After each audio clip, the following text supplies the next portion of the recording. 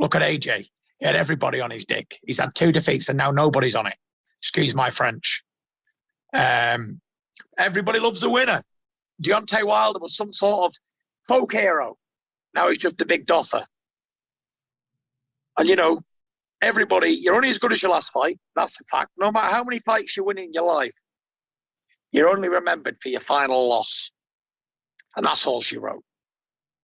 Man, that was incredible. Thank you for that. Were you always of this mindset, or is this something that you had to kind of come to later in your life now that you're a little wiser, a little older, a little more mature?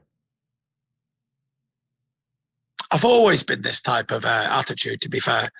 But before, like, coming up, you want to buy things, you want to be successful, or this cliche of what is successful.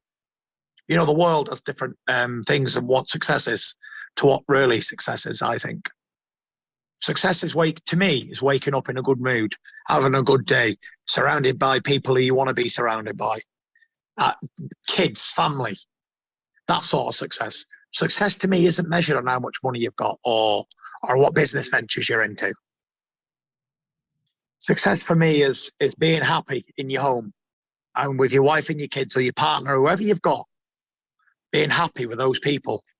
That's success to me. Are you happy? But I suppose it's easy for me to say that it's not all about that because I've made a lot of money in my life. I've worked hard for it. God knows I have. It's blood money. Look at my face, it's smashed to bits. The woman believes that there's a doctor who comes here. She believes I've had my nose broken 18 times. It's that crooked. You know, so it's hard earned. It's very hard earned. I'm 33 and I've dedicated my full life for this. I had no youth life. I had no teenage life. I had no young adult life because guess what? While all my friends and people who I knew were out drinking and partying and enjoying life, what was I doing? Running fucking 10 miles down the road in the fucking rain or killing myself in a boxing gym. And then people say to me, you know what? You're lucky. You're a lucky man, you are. I'm lucky because I fucking worked all the hours that God gave me. I'm lucky because I pushed it further than everybody else would dare to do. I'm lucky because I fucking trained so hard that I can't be beaten. That's a lucky man. I don't think so. I'm not lucky, I'm blessed. I'm blessed to have that determination, that drive. And it's not for success. It's just to be happy today, tomorrow, and the next day. But most importantly, be happy for today. Because, you know, tomorrow ain't promised to nobody. As we all know quite clearly, tomorrow is no certain gift at all. But today we have. Tomorrow we could wake up and get a call saying, right, someone's died, or you've got cancer, or whatever. You know, this is a regular occurrence these days. Things like this are happening every 10 seconds. So every day you wake up and you open your eyes and you breathe fresh air and there's no problem, no one's died, and you've not got cancer, you've not got some bad disease, then you're a very blessed person. And that's a good day. And if you're fortunate enough to go out for a run and do a bit of training, well, you are one of the few chosen people. This is a little bit deeper than your average sports interview. This is the best. This is the best. This might be one of my favorite interviews ever. Thank you so much for this. One thing I really respect about you, Tyson, honestly, is everything you've talked about with mental health. And it's interesting to hear you talk about I'm not an inspiration. You are an inspiration. I have been open over the last few months, not to make this about myself, but I have had my own issues with mental health. And to see people like you after great moments, after the first Wilder fight, talk about everything you've come through and what you represent and moments like, I know exactly what you're talking about when you talk about this happiness. I know exactly as a father of 3 myself. And so I'm just wondering, how is it with you? Because I know mental health isn't something, oh, I beat it today and it's over. It's a constant battle. How has it been with you over the last few months? Over the last few months, I've been very stable. You always drift in and out of sanity, I believe. If you're a mental health struggler, then you're always struggling with reality and your own little world inside your head. So, but most days I've learned to manage and maintain the problem. The way I do it is I keep active, I keep busy, and I keep focused on training. And all the time I'm training and I'm going to the gym and letting out that energy, letting out that bit of steam, I feel good. But if I don't do it for a week or so, I feel terrible. And everyone's like to me, you never have no time off. You're going to overtrain. It's like, I can't afford to have time off because it's not my body I'm training, it's my mind. So if I have too much time off, I go backwards, not in physical strength, but mental strength. Training is like my place of solitude, my happy place that I need to go there every single day of my life, mostly twice a day. Because once I train in the morning, it gets to around about 7 o'clock and it starts wearing off. Then I need to go again. So people say to me, what are you going to do when you can't train anymore? Well, I'm planning on training until the day I die, or whichever day that might be. Did you feel like the wind was taken out of your sails a little bit when Joshua lost? Obviously, that was the fight everyone wanted to see, right? And then he loses, and now it's like the future is a little bit uncertain. That was the fight. It was all supposed to lead. You were supposed to fight him next, and then Wilder exercises his rematch clause. Did it bum you out? It was a little bit of an anticlimax, to be honest, because I've seen it happen time and time again with all these big rivalries. And it never ends up happening. But I can only concentrate on doing my end of the deal. And I've got a much harder task, in my opinion, than Joshua had. Joshua was messing with some cruiserweight who was going to beat him on points if he lost. I'm messing with a man who can end you with any time of the day, any time of the round with either hand. So my task is much more dangerous, but I'm much more capable. So I welcome it. And it was a disappointment to me to see that Joshua lost his fight. But, you got to give all credit to the other guy because it was a great game plan. He executed it perfectly. And, a guy coming up from a lower division and beating him, it's a rarity. It's only the third time it's happened before. So you got to give credit where credit's due. All these people were like, okay, this guy's a cruiserweight, he'll get smashed, whatever.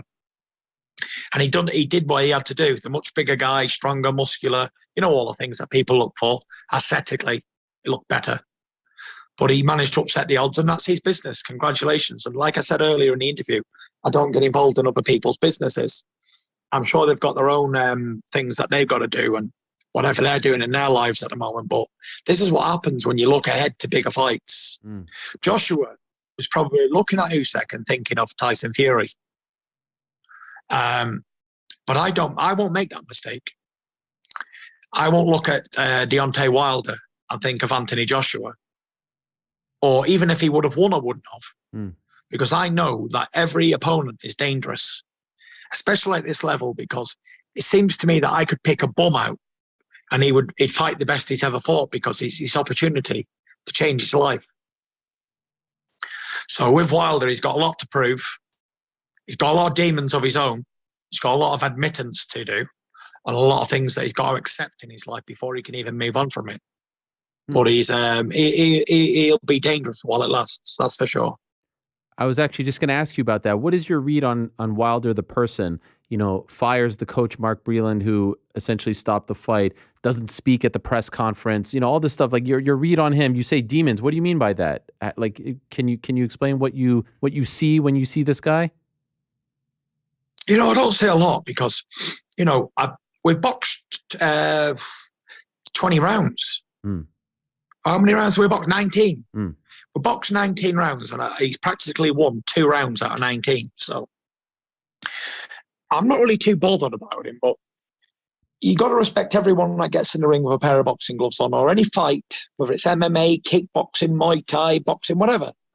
Every man's trained and they're coming to win. With Wilder, in my opinion, he's come out with all this stuff. I've cheated, I've done this, I'm a natural born cheater. His coach. I must have some power, mustn't I? Because I've even got his coach on my side.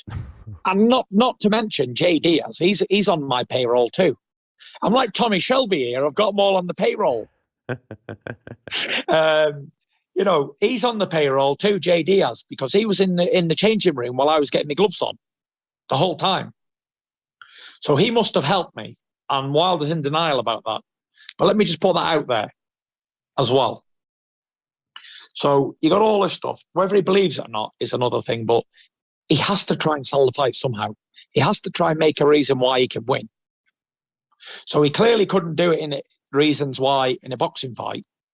So he has to make other reasons why for his own self, I think.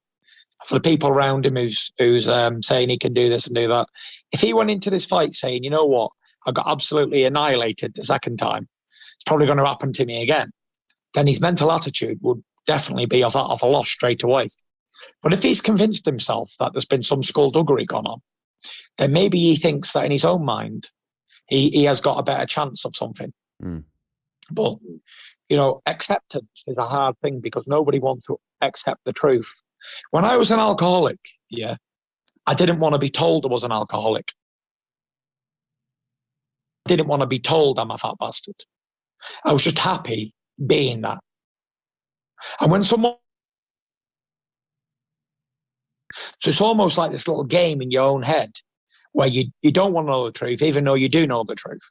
I always knew I was a fat bastard. I knew I was addicted to alcohol, but I didn't want it pushed in my face. And the moment that I accepted that I had to change and had to get help and stop what I was doing, that's the moment I could step away from it all and start again. But from what I'm hearing from this idiot, he hasn't accepted what's gone on to him, what's happened to him. So therefore, without accepting defeat, you can never regain. You can never go on from that because you're still dwelling on the past. And I've had a lot of shit go on in my life. A lot of stuff happened to me that I didn't think would happen to me. And I had to accept what went on before I could overcome the obstacle. Because there's a saying, for he who holds a hot coal in his hand with the intention of throwing it at somebody, guess who gets burned? The man who's holding the hot coal.